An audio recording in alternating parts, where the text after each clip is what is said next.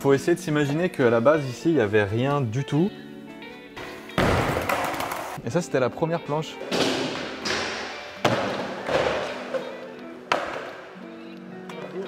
Salut à tous, c'est Nozman. Écoutez, je vous amène avec moi aujourd'hui dans une journée. J'arrive au biome, comme à peu près tous les jours, à 9h. Il est 9h? Non. J'arrive à 9h. On précisera pas. Mais on doit pas être. Bienvenue.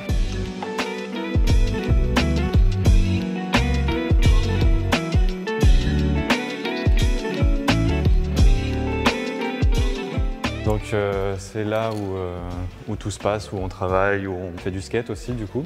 C'est des locaux dans lesquels on est depuis 2 ans et demi, peut-être 3 ans même. Cet été ça fera 3 ans. Et en fait il y avait un appel à projet en gros où chaque structure pouvait prendre un peu l'espace qu'il voulait. Et du coup nous on a plus ou moins sauté sur l'occasion parce que j'avais ce projet de vouloir faire un skatepark privé avec en même temps mes locaux. C'est chose faite apparemment. C'est complètement chose faite. C'est le deuxième skatepark qu'il y a eu au biome. Avant il y en avait un autre qui était un peu moins bien, mais bon c'était un début, histoire de commencer, de tester aussi. Et là c'est une nouvelle version qui est là depuis un peu plus d'1 an maintenant. C'est condensé, c'est assez petit, mais il y a ce qu'il faut pour pouvoir s'amuser. C'est toi qui bosses sur la conception du parc? Le premier, on l'a fait avec un ami qui s'appelle Valentin, qui lui est architecte en gros, il dessine des maisons, des trucs comme ça, des plans. On l'a fait ensemble. Après, il m'a plus ou moins appris à utiliser SketchUp et tout. Et celui-là, je l'ai fait entièrement moi-même. Donc voilà. C'est top, hein. J'étais assez content. Satisfaction personnelle, sympa en plus. C'était incroyable quand le skatepark est arrivé dans les méga camions et que c'était comme ce que j'avais dessiné. Ah ouais. Un bonheur. Mais voilà, en tout cas, on est là depuis 3 ans et c'est un vrai bonheur, c'est un rêve en fait même qui a pu se réaliser grâce à plein de choses, plein de projets par le passé qui ont permis de construire ça. Et on a la chance de pouvoir faire venir tout le gratin en fait. Parce qu'en plus du skatepark, tu as la marque Biome SB. Ouais, c'est ça. Comment c'est arrivé? Puisque à la base, on sait que tu fais de la vulgarisation de science sur YouTube. Ouais. Tu as un énorme succès, tu as plusieurs millions d'abonnés. Merci. Ça, bon, on en reparlera, mais c'est énorme. C'est un rêve que tu avais depuis toujours, le skate? En fait, c'est une passion que tu as aussi? Ouais, c'est vraiment, pour le coup, c'est vraiment une passion que j'ai depuis, comme la plupart des gens, depuis que je suis rentré en 6e, en fait, tu commences à faire du skate parce que les 3e font du skate et que tu trouves ça cool. C'est exactement ce schéma-là pour moi. Donc j'ai démarré en 6e, j'en ai fait jusqu'en, je pense en seconde. Après j'ai arrêté avec l'éclatement de la bulle d'amis qui part en collège à droite à gauche parce qu'en fait moi je viens de Bretagne. Donc en Bretagne quand tu fais collège-lycée, souvent tu pars à 30 000 bornes de tes potes et notre groupe s'est un peu éclaté comme ça. Du coup malheureusement j'ai arrêté le skate pendant de longues années, c'est-à-dire de la seconde à mes 27 ans en fait. Ah ouais. Donc ouais, j'ai repris. Longue pause. Ouais, très longue pause. Mais je suivais quand même, je suivais à chaque fois, je suivais Tampa, je suivais la Street League, je suivais tout parce que j'avais quand même ce truc-là, cette grosse passion. C'était la pratique que tu avais un peu. Ouais, c'était la pratique que j'avais arrêtée. Alors, en fait, c'est ça, c'est un truc de fou. Le skate, j'ai l'impression, c'est comme rien d'autre en fait. Tu sais, c'est pas comme. J'imagine que tous les passionnés vraiment forts de sport ont ce truc-là que je dis, mais j'ai l'impression que le skate, tu sais, c'est viscéral presque. Quand tu montes sur un skate et que tu as besoin, que tu as envie, c'est un truc de fou. C'est vraiment ultra intense. Mais je pense que ça fait ça pour beaucoup de gens. Et du coup, ouais, j'avais, comme beaucoup de youtubeurs, l'envie de sortir un espèce de merch ou de projet un peu plus. Là, c'est différent du merch, c'est vraiment un truc vraiment. C'est une marque. C'est une marque, ouais. Voilà, c'est vraiment une marque. Et donc, je me suis dit, j'ai pas envie juste de lancer une marque de sap ou de je sais pas quoi. Et je me suis dit, qu'est-ce qui résonnerait bizarrement, qu'est-ce qui étonnerait un peu les gens? Une marque de planches de skate. Et du coup, j'ai sorti cette marque de planches de skate qui s'appelait à la base Symbiose. On en verra, on en a exposé un peu là-bas. 1 an plus tard, quand le lieu a été créé, on ne voulait pas l'appeler le Symbiose Park ou je ne sais pas trop comment. On l'a appelé le Biome directement. Et très vite, en fait, ça nous a saoulé d'avoir Symbiose d'une part et Biome à côté. D'accord. Et du coup, on a mutualisé. Exactement. Et ça, c'était la première planche. Exact, ouais. C'est moi qui l'ai designé. Tu fais des parcs, tu designes tes boards, tu ouais, fais des vidéos. Ça se voit, c'est pas incroyable, c'est vraiment, c'est pas ouf. Et t'es humble en plus. Non, mais bon, après, faut reconnaître un peu quand même. Voilà. Et toi, créer une marque de skate, tu connais très bien aussi l'univers, tu sais qu'il y a une scène core. Ouais. Est-ce qu'il y a un moment où tu t'es dit, ah, il y en a peut-être qui vont mal le recevoir, tu sais, pas se sentir légitime. On sait qu'il y a des très gros puristes. Et ça t'a un peu angoissé peut-être au début? Ça m'a pas angoissé parce que en fait, si les choses m'angoissaient depuis que j'ai démarré à faire ce que je fais, j'aurais jamais rien fait. Ouais. Parce que c'est ça généralement le frein principal des gens qui osent pas se lancer dans des trucs, c'est de se dire putain mais qu'est-ce qu'ils vont se dire, qu'est-ce qu'ils vont penser et tout. Et du coup tu fais rien.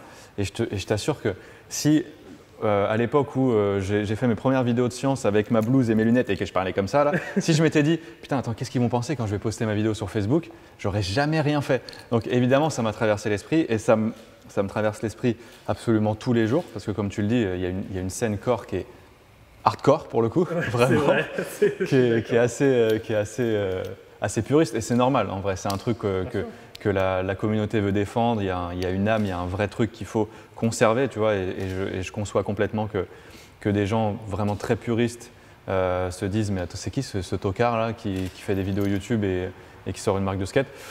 Mais si ça leur parle pas à eux, bah c'est pas grave, c'est peut-être que c'est juste pas le public visé et je les emmerde pas, ils m'emmerdent pas, je fais mon truc, ils font leur truc. Franchement, le mot d'ordre du skate, c'est avant tout de prendre du plaisir. C'est un art, c'est une passion, c'est tout ça. Moi, je me prends pas la tête en fait. Et ici, on se prend pas la tête et on veut parler à ceux qui nous écoutent. Et voilà, en fait, c'est juste ça. Donc voilà, je vais vous faire visiter un peu les locaux. Ça, c'est une belle fresque de Scorp qui nous l'a fait l'année dernière. C'est une des personnes avec qui on travaille pas mal pour les designs de planches. C'est lui qui a fait les dernières. C'est super joli. Voilà. Souvent on se détend voilà, avec le petit billard. Ça c'est un billard qu'il y avait dans mes premiers locaux à Ivry-sur-Seine. C'est là où d'ailleurs où la marque est née, c'est dans les locaux d'Ivry. C'était mon premier caprice. Avoir un billard. Après c'était le skatepark. Plus simple à avoir un billard. Un plus gros caprice. Ouais. Et donc là c'est les bureaux. Gardez vos chaussures, il n'y a pas de souci, même si nous on les enlève parce qu'on aime bien le sol propre. Voilà, on va essayer quand même de faire attention. Et donc, faut essayer de s'imaginer qu'à la base, ici, il n'y avait rien du tout. Il n'y avait pas ça, il n'y avait pas ça, il n'y avait pas ça, il n'y avait pas ça, il n'y avait pas ça, il n'y avait pas lui, il n'y avait pas ça. Ouais, c'était vraiment un entrepôt brut. Ouais, c'était un entrepôt brut, il n'y avait pas le mur en parpaing non plus, c'était un grand truc. Donc, on a tout fait de A à Z, pas nous, on n'a rien fait en réalité, c'est une société qui a tout fait. Bon, on a tout mis en place, les plans 3D et tout machin. Ouais. C'était une période horrible. Ah ouais, parce que oui, tu devais en plus sortir tes vidéos, je pense, en parallèle. Sortir les vidéos, vérifier l'avancée des travaux. Je n'y connais rien. En plomberie, en électricité, je ne connais rien. Tout ça. Rassure-toi, nous aussi. Mais c'est vrai, vous avez été dans le même cas de figure là avec ce que vous avez fait. En plus, nous, il n'y avait que de la peinture. Sauf que vous, c'est vous qui avez fait.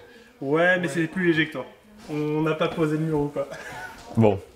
En tout cas, c'était un bordel, c'était vraiment un bordel. C'est des travaux qui ont duré 5 mois, je crois. Ça, c'est la première planche, donc la première collection. Ça, c'est moi qui l'ai faite. Et après, c'est Pick-up, Nicolas. Un troisième, il y a plein de Nicolas. Donc, c'était une première collection orientée vers les ninjas. C'est une autre de mes passions, en fait. Bizarre. Et ensuite, on a sorti celle-ci, un one-shot. Et ensuite, celle-ci. Et celles-ci, elles ont été faites par Scorp, justement, celle-là et celle-là. Et après... Ça fait une belle collection déjà. Hein. Ouais, alors il y en a 3 autres, mais qui sont pas là, je sais pas où elles sont. Je crois qu'elles sont dans le stockage. Attends, je vais juste vous montrer vite fait. Ouais, en fait, il y a la collection Micro Monstre là. Bon, ça, c'en est une. Il y en a eu 3 au final, 3 modèles différentes. Ça, c'en est une de la dernière collecte. Et puis là, aujourd'hui, on va shooter pour une nouvelle planche qui va sortir la semaine prochaine. Donc, je vais vous présenter un peu l'open space. Hein. Voilà. Ça, c'est une table à manger. Un troisième Nicolas. Salut. Salut, enchanté. Nico et Nico. Ah, ok. Donc, c'est Pick-up avec qui on travaille ensemble depuis longtemps, 5 ans. Bientôt 5 ans, ouais. Donc, Nico, là, il fait du montage en ce moment. Mais, là, il est sur Premiere Pro, il fait du montage. Mais en réalité, vas-y, je te présenter si tu veux. Je fais du montage, écriture, illustration depuis 5 ans sur la chaîne Nozman, quoi. Ok, surtout sur Nozman. Toi, tu interviens aussi sur Biome SB ou... Non, pas trop. Au tout début, j'ai dessiné 3 boards, je crois. 3 boards, et puis voilà quoi. Et du coup, dans les vidéos, il y a une grande partie de passages illustrés, voire même animés maintenant, parce qu'il essaye de pousser un peu ses limites. Okay. Et c'est lui qui dessine. En réalité, tu dessines depuis toujours, hein, de toute façon. Ouais, à la base, c'est mon taf. Ouais. Ok. Et donc, illustrateur, monteur, co-auteur. Multicasquette. Ouais, ce que j'allais dire. C'est incroyable. Et donc la chaîne, c'est un genre de binôme en fait. Ok. Sauf que c'est moi là. Moi je suis dans l'ombre. C'est ça. Là, il n'y a personne, carrément personne. Bon, bah là, c'est personne au téléphone. Ça, c'est mon petit bureau. Je vais là comme ça et je travaille comme ça. C'est impressionnant. Quand on le voit en vrai, ça fait quelque chose. C'est Yves-Ma ici. Ouais. Yves-Marie qui, lui, nous a rejoint il y a 8 mois, je crois, 7 mois peut-être. 7 mois, je crois. Voilà. Il a l'air bien motivé, ça fait plaisir. Et pareil, il fait du montage aussi. Alors lui, c'est vraiment full biome. Donc biome SB et biome warehouse. Je distingue les deux parce que biome warehouse, c'est les réseaux du lieu. Et biome SB, c'est les réseaux de la marque. Et c'est important parce que quand tu as, je sais pas, Aurélien Giraud qui vient au skatepark, on peut pas poster des trucs de lui sur biome SB, mais on peut sur biome warehouse parce que c'est le lieu. Donc lui, voilà, c'est lui qui nous filme, qui nous shoot, qui fait des trucs. Fait le montage, la réal, c'est un peu le directeur artistique des vidéos. Tu as ton vidéaste attitré et monteur pour Nozman et donc aussi pour Biome. Exactement. Et vous n'êtes pas plus que ça? Non. Non, franchement, on est une toute petite équipe. Alors là, on est en train de recruter actuellement. Il y a une personne qui va nous rejoindre pour moi de mon côté dans l'équipe Nozman pour vraiment écrire à 100%. Donc Nicolas, ça veut dire que lui, le côté auteur, il va l'arrêter pour se concentrer que sur du montage et de l'illustration. Et à côté, avoir un auteur qui, lui, se concentre que sur le fait d'écrire pour faire mieux les choses. Pas nécessairement pour faire plus, mais pour faire mieux. On sortira toujours une vidéo par semaine et tout, mais c'est juste qu'on prendra plus de temps pour la faire plutôt que de rusher un peu comme des fois on a l'habitude de faire. J'imagine. Ce qui n'est pas bien. Petite kitchenette, ma foi, qui paye pas de mine, mais qui fait le taf. Alors là, on s'est fait plaisir avec une petite douche et toilette pour après les sessions de skate. Ou même si tu as envie d'être propre, en fait. Si le mec arrive et qu'il n'est pas propre. Vous voulez un café, peut-être? Moi, ça va. Peut-être, Nico. Ouais, s'il te plaît. Eh ben, c'est parti. Grand passionné de café. Moi, ça revient toujours le café. Hein. Ouais, c'est vrai. On fera peut-être une série là-dessus. T'avais une tasse déjà? Ouais, je l'ai laissé dehors. Attends, je vais aller la prendre vite vite fait. T'es venu avec ta tasse? Ah non. Non, j'ai déjà eu un café tout à l'heure. Le mec est vraiment fan de fan, quoi. Sinon, tu passes beaucoup de temps en rendez-vous, mail ou... Ouais. C'est pour ça vraiment que j'ai plus le temps, moi, d'écrire. Enfin, c'est de la coécriture avec Nicolas, dans le sens où j'interprète tous les textes, je les repasse un peu, mais il y a un temps monumental sur les mails avec les agents, pour les marques et tout, parce qu'évidemment, il y a plein de projets avec des marques aussi. Bien sûr. La majeure partie de mon temps, aujourd'hui, c'est entre guillemets de l'entrepreneuriat / de la gestion de société, des trucs un peu chiants des fois, trucs comptables et tout. Un peu moins sexy. Ouais, clairement. Mais c'est la phase obligatoire aussi. Hein. C'est ce qu'on voit le moins. Sur YouTube, on pense toujours que c'est super, bon bah là il y a un skatepark, on fait des vidéos intéressantes, mais derrière c'est des heures de boulot, c'est même une équipe. C'est un truc de fou. Hein. Après moi, je pense que de base, je suis assez enclin à essayer de créer des trucs et tout ça, donc la partie gestion pour que ça aille plus loin, en fait, elle me plaît beaucoup quand même, parce que je sais très bien que c'est quelque chose de nécessaire pour pouvoir arriver... évoluer. Là, par exemple, on est en train de changer de locaux en ce moment, enfin de voir pour changer de locaux. On va bouger dans l'année, en fait. Pour prendre plus grand? Ouais, plus grand et plus proche de Paris. Et du coup, on passe beaucoup de temps avec des agents immobiliers, pros, à faire des visites. On en a fait 3 ou 4 déjà. Mais en fait, c'est passionnant parce que c'est notre truc, c'est notre bébé en fait. Bien sûr, donc même après 10 ans, il s'est passé plein d'étapes, tu as toujours des objectifs, toujours des rêves inachevés, on va dire. Ouais, c'est vrai que quand il y a eu le biome qui s'est construit, déjà c'était un moment super flippant de ma vie parce que j'ai dû faire, construire les bureaux et le skatepark, et en termes de trésorerie, c'est monumental. Donc j'ai vraiment... j'ai engagé beaucoup de ce que j'avais et j'avais vraiment un stress assez bourrin sur le fait que est-ce que ça ait servi à quelque chose, et en fait c'est plutôt viable et c'est pas inutile, donc c'est vraiment positif. Et puis au final le côté YouTube fonctionne aussi, ça permet de rémunérer tout ça, donc c'est cool. Mais ouais, c'était un pas fou et j'ai encore plein de choses que j'aimerais essayer de faire. Donc ouais, des rêves inachevés. Je pense que ouais. Et juste pour revenir un peu sur la légitimité, un peu aussi de ta marque, du parc, tu as accueilli des super athlètes ici. Bah ouais, en fait, avant même que le parc soit créé, quand il n'y avait même pas encore ces bureaux, on faisait déjà des sessions ici avec Joseph Garbaccio, Esteban, Matt et tout, les mecs de la team. On était là, on faisait du skate, on avait construit un peu nos modules à la con nous-mêmes, une table à manuel avec un petit rail et ils détruisaient tout d'ailleurs. C'était des modules mais éclatés, ils détruisaient tout. Et avant même que le flat soit dispo ici, on skatait dans le méga hangar qu'il y a juste derrière. Et c'était trop bien, Esteban pourrait en attester. Enfin vrai, les premières sessions qu'on faisait sur le ledge de l'autre côté, c'était trop bien. Ouais. C'était trop marrant. Le socle, c'était tout lisse, ça roulait trop bien. Esteban qui fait partie de la team BiomSB, on peut le dire. Salut, ça va? Ça va et toi? Ça roule. Et qui est bien. J'arrive beaucoup plus tôt, mais c'est la télé. Ouais, c'est ça. C'est CNN. C'est CNN. Après, il vient à l'heure qu'il veut parce qu'il travaille pas du tout pour nous. Hein. C'est ça qu'il faut dire. Là, il squatte complètement juste pour ses propres projets. Voilà, il profite des bureaux, mais il a raison, c'est normal. Ouais, donc il y a Joseph qui est venu. Après, très rapidement, il y a Joseph qui est revenu. Il est revenu. Après, il y a Tim Débauché qui est venu. Il y a Joseph qui est revenu. Après, il y a Joseph qui est revenu encore. Enfin, Joseph, il a vraiment. Joseph, hein. Ouais, non, mais à chaque fois, c'est trop bien, c'est super impressionnant et tout. Puis il est super gentil. Du coup, il y a Aurélien aussi qui est venu 2 fois. Lorenz, du coup, qu'on a rencontré récemment, qui est super gentil, super chaud. Et en fait, toute l'équipe de France est venue là, en rentrant de Rio. Ils ont fait une escale. En rentrant du Dew Tour, de Des Moines. Ils sont passés ici. Il y a Vincent, du coup aussi Vincent Milou qui est venu, toute l'équipe de France, Charlotte Im aussi. Et c'était charmé. Et en fait, ça, c'est les meilleurs moments vraiment quand tu as ces gens-là qui viennent. C'est énorme. C'est vraiment, vraiment incroyable parce que ils donnent des bons retours sur le parc ou pas d'ailleurs, mais souvent c'est positif. Et il y a les gens de la fédération aussi qui sont venus, on a pu les rencontrer. Pour moi qui suis pas réellement dans l'industrie du skate, ou en tout cas on a juste une marque de sap et de planches et on essaye de faire notre truc. On n'a pas la prétention de vouloir sortir des street parts à tout bout de champ, tu vois, ou faire des trucs comme ça. Donc on n'a pas trop cette pression non plus vis-à-vis du corps skate, tu vois.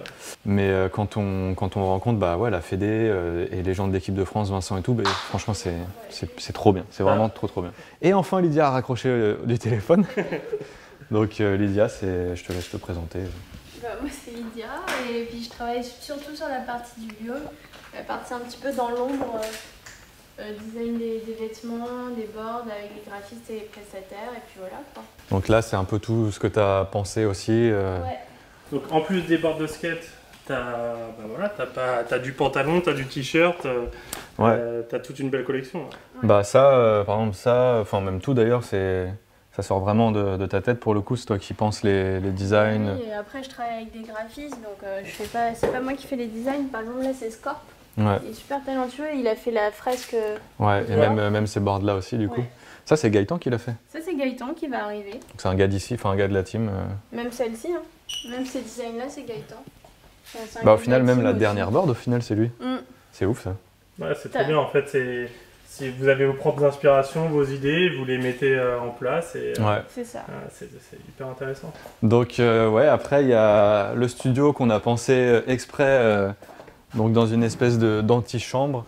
Donc dans un premier temps il y a cet espace de stockage qui nous sert à entreposer les boards restantes, les boards de la team quand on veut skater, etc. Et là il y a le studio qui est vraiment un peu en bordel, je suis désolé. En gros je tourne là, j'ai mon GH5. Avec un setup lumière que j'ai un peu fait moi-même, c'est pas le truc le plus opti mais ça marche bien. Ça rend bien, c'est l'essentiel. Ouais c'est ça, exactement. Et voilà, ça c'est un peu le décor où il y a des lights ici, il y a des lights là, il y a des lights là, clac. Et en fait tu peux agencer un peu tout comme tu veux, ça tu peux les bouger, mettre les lumières que tu veux et c'est un peu le setup ultime pour moi dans le sens où tu peux vraiment tout moduler. C'est un endroit où tu passes beaucoup de temps aussi. Ouais. En ce moment surtout, je passe vraiment beaucoup de temps dedans, comme je tourne quasiment tous les jours. Et peut-être pour en passer un peu moins cet été, pour potentiellement prendre des vacances, je sais pas, on verra. T'es parti en vacances là ces 10 dernières années ou t'as pris du temps pour toi ou c'est quand même dur? Même si je sais que c'est ta passion, déjà que t'es un féru de travail, mais... c'est une passion vampirique. Dans le sens où même les vacances ne sont pas réellement des vacances. Parce que quand tu es en vacances, tu penses au travail, tu te dis putain, attends, on est à cet endroit-là, qu'est-ce que je pourrais tourner de stylé? Surtout des trucs scientifiques. Enfin, la science, tu as toujours de la science quelque part. Quoi qu'il arrive, où tu vas au Japon, tu vas à Tahiti ou quoi, tu auras des trucs scientifiques biologiques, que tu peux parler. Et donc, moi, je suis perverti par ça, vraiment, je suis bousillé par ça en fait. Je peux pas m'arrêter, c'est impossible. Et c'est un gros problème. Parce que des fois, c'est trop en fait. Mais comme tu le dis, c'est à la base tout le temps un plaisir, tu vois. Enfin, une passion, un bonheur, donc c'est cool. Mais c'est vrai que c'est fatigant. Et donc, pour répondre à ta question, ouais, j'ai pu partir en vacances, entre guillemets, mais c'est jamais vraiment des vacances. Après, on a une chance monstrueuse avec ce genre de taf, c'est qu'il nous permet de voyager, mais c'est monstrueux, quoi. Je suis allé en Corée du Sud avec Samsung pour faire le relais olympique. Wow. J'ai une torche olympique là, tu vois, c'est bizarre. Ça, c'est un peu comme des vacances, tu vois, même si c'est carrément du travail, parce que là, pour le coup, c'est purement de l'influence, quoi. C'est Samsung qui t'envoie ce qu'ils veulent, c'est des stories, et en même temps, pour toi, c'est tellement une expérience humaine démesurée que tu dis pas non, quoi. C'est sûr. Ouais, c'est des sacrées anecdotes, hein, en tout cas. Et tu dois en avoir un paquet, parce qu'en 10 ans, avec tout ce que tu as fait, tu dois en voir aussi des choses. Ouais. J'ai ouvert une Jod avec Alexandre Astier. Oui, je voulais t'en parler aussi, ça c'est exceptionnel. Ouais, c'est ouf. Tu l'aimais, je pense que tu suivais un petit peu déjà le personnage, t'aimais la série Kaamelott, tout ça. Mec, je vais pas dire le plus grand fan parce que tout le monde est le plus grand fan de Kaamelott. Ouais, ça tue. On attend le film comme jamais. Là. Mec, t'imagines pas. Putain, niveau anecdote avec Alexandre Astier, c'est monumental aussi. Mais oui, je suis un fan hardcore pour le coup de Kaamelott. Mais ça s'est fait comment cette rencontre? En gros, parce que lui, on le voit quand même très rarement sur les réseaux. Ouais, moi, j'étais le premier aussi surpris. J'ai trouvé ça génial. En fait, c'est énormissime. Ses agents à Alexandre Astier lui avaient proposé de participer à une vidéo sur les théories du complot, sur démonter les théories du complot. Et Alexandre avait dit moi, je veux pas le faire seul, je veux le faire avec lui. Et c'était moi. Donc c'est fou. Ça, c'est lui qui me l'a dit. Parce qu'au début, je croyais pas en fait. Parce que moi, Webedia m'appelle. C'était mes agents à l'époque. Ils me disent est-ce que ça te dirait de faire une vidéo avec Alexandre Astier, machin. Je croyais que c'était eux qui avaient tout setup en fait. Et en fait non, c'est lui qui avait dit je la fais avec Nozman. Donc j'ai pété un câble. Ouais, j'ai eu le téléphone, j'en ai vraiment parlé à personne pendant 3 jours. J'étais tellement choqué que j'ai pas su quoi répondre, j'ai bugué, j'ai stressé, machin. Après je lui ai répondu évidemment et je lui ai dit que j'étais extrêmement chaud. Et en fait, il avait vraiment tenu à ce que ce tournage soit fait aux petits oignons, tu vois, et que lui, voilà, il a une grosse réputation, c'est quelqu'un d'important en France, enfin, voilà, c'est pas un trou de balle, quoi. Ah non, c'est clair. Donc, et en fait, il m'a dit, viens, on se rencontre, on se pose, on discute et tout, machin. J'étais en Bretagne chez mes parents, à ce moment-là. Il m'a dit, vas-y, moi, je monte en Bretagne, là, je monte en Bretagne avec mes enfants et tout ça, vas-y, je passe chez toi. Oh. Donc, tu vois, le truc... Et en fait, ça s'est giga bien passé. On est allé se poser, on a mangé dans le resto dans lequel je vais depuis que j'ai 3 ans. C'était très bizarre, tu vois, mais c'était fantastique, c'était incroyable. Et après ce restaurant, je lui ai dit, ça te dit de boire un café? Et puis on est allé chez mes parents avec Alexandre Astier, avec ses enfants qui sont assez grands, il y en a qui ont 19, 18 et tout. Donc tout le monde est venu et on a tourné l'ouverture des géodes, mais de manière ultra random. Je lui ai dit, j'ai une géode, ça te dit, avec le truc pour les ouvrir, ça se trouve, si ça te dit, on se tourne une vidéo. Il a fait, ok, vas-y, let's go. Dans son coffre, il avait du matos, il avait 3 caméras, des objectifs et tout. Toute la clique s'y est mise, ses enfants, papa, les trépieds, les objectifs, machin. Tout le monde s'y est mis, on m'a équipé, tout ça. Je n'ai rien compris. C'est passé très vite. C'était allé très vite. Anecdote. Mais oui, mais c'est ouf. Et en fait, ces enfants, ils sont à fond dans le truc, ils adorent ça, tu vois. Ça se voit que la passion de l'optique, de la vidéo a été transmise, tu vois. Ouais, carrément. Et tout le monde s'y est mis. Et il a grave joué le jeu. On a ouvert ces géodes. Il y avait tout le monde. C'était trop bizarre. On était nous en train de faire nos youtubeurs là. Et il y avait toute la clique, mes parents, mon père, ma mère qui nous regardaient comme ça. Ils comprenaient rien. Et c'était génial. C'était génial. Franchement, c'est un mec génial en fait. Anecdote de fou. Ouais, c'est incroyable. Donc ouais, c'est quelque chose. Ça, c'était vraiment un gros moment. Bah en gros, là, c'est vendredi. Tous les vendredis, je sors une vidéo. Donc il faut que je fasse la miniature de cette vidéo. Donc je vais faire ça. C'est quelle vidéo là que tu sors aujourd'hui? C'est une vidéo sur le prix du corps humain. Expliquer pourquoi un rein vaut tel prix, combien vaut un œil, combien vaut une langue, etc. Donc j'avoue, je sais pas du tout encore ce que je vais faire comme miniature, mais j'ai réfléchi. Et puis après, voilà, après ce sera la pause déj. Et après, on va shooter du skateboard.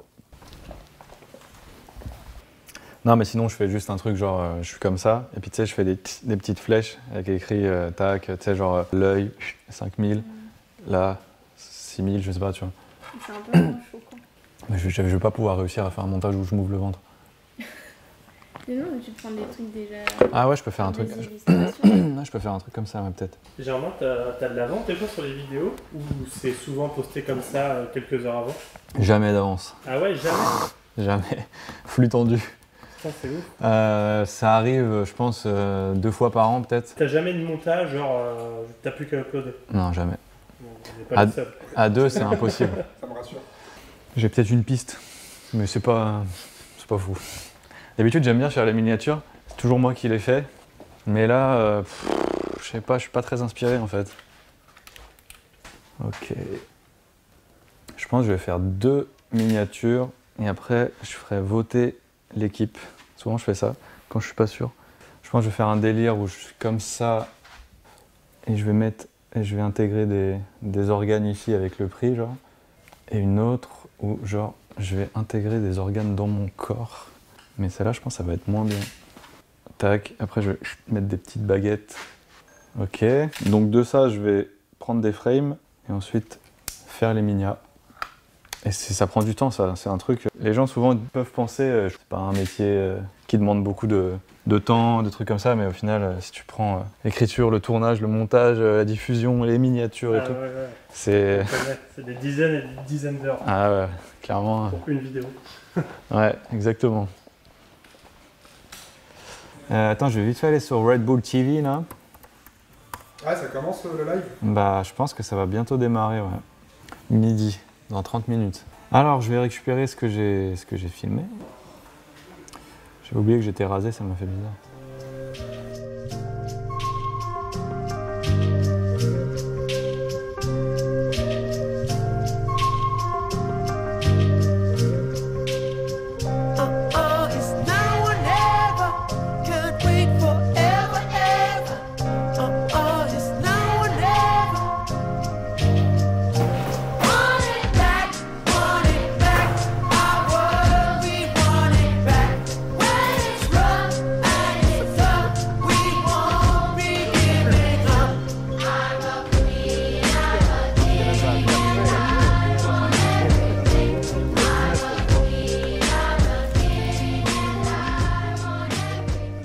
T'as pu faire ta miniature tout à l'heure? Ouais, c'est bon. T'en as fait 2, c'est ça? J'en ai fait 2.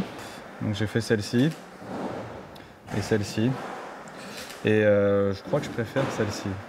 Tu auras un petit vote tout à l'heure, c'est ça, avec ton équipe? J'ai déjà demandé à Pickup qui préfère celle-ci comme moi. J'ai demandé à Lydia. Tu préfères quelle miniature? Je sais pas, un peu aucune idée. Ok. Bon, bah on va aller faire un truc plus loin. Ça veut dire t'aimes pas? Bah, je sais pas. Bon, bah écoute. Comme ça, hein. Après, souvent, quand Lydia elle aime pas, généralement c'est là où ça marche le mieux, c'est bizarre. Mais c'est vrai en plus. C'est vrai. Ça y est, on va attaquer le shoot, Germain? Ouais. C'est ça, on a fini de manger. Les petites boards pour toute l'équipe. Il y en a là et il y en a là aussi.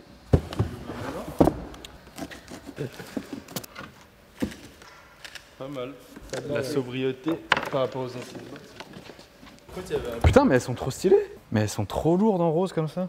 Non, on le voit pas, mais là comme ça, tout neuf, c'est super stylé. Ça dépend de ton grip. Mais par contre, il y avait un pull. Bon, ça fait toujours plaisir de voir le produit fini. Ouais, c'est ça en fait. Et puis les top line, on les voit pas souvent, je trouve. Et celui-là, c'est trop beau. Bon, après, c'est sûr, on s'en fout, ça va être recouvert, hein, mais vu comme ça, c'est joli. Après, ça dépend de ton grip. Job, quoi. Si tu veux un grip transparent, tu peux aussi garder la couleur. Ouais, ce sera plus fade, mais. C'est Gaëtan qui l'a fait le visuel. Ok. Ouais, le 27-9 là. Ouais, et après le grand atout de la planche, c'est le délire argenté, c'est trop beau en vrai. C'est vraiment trop stylé. C'est sympa ça. Ouais, elles sont vraiment charmées. Ça change en fait. Vu la dernière collection super détaillée et tout, là c'est super épuré. Un peu de sobriété, ça change. Ouais. Bon bah je vais me setuper ça tranquillement. Hein. Toi tu le fais pas? Je le fais. J'aimerais bien péter ma barre. Ah bah vas-y, pète-la. Avec mon cul. Ah, faut pas se louper quoi. J'ai jamais fait ça. Faut faire force try. Ah, t'as pas le choix. Sinon c'est le coccyx quoi. Ouais, c'est ça, c'est peut-être un peu inutile. Attends, juste, je vais le filmer aussi en slow-mo. Ça va aller dans la Biome TV. T'es sûr que tu vas le faire? Bon, écoute, moi, je suis prêt. Ça a bien marché.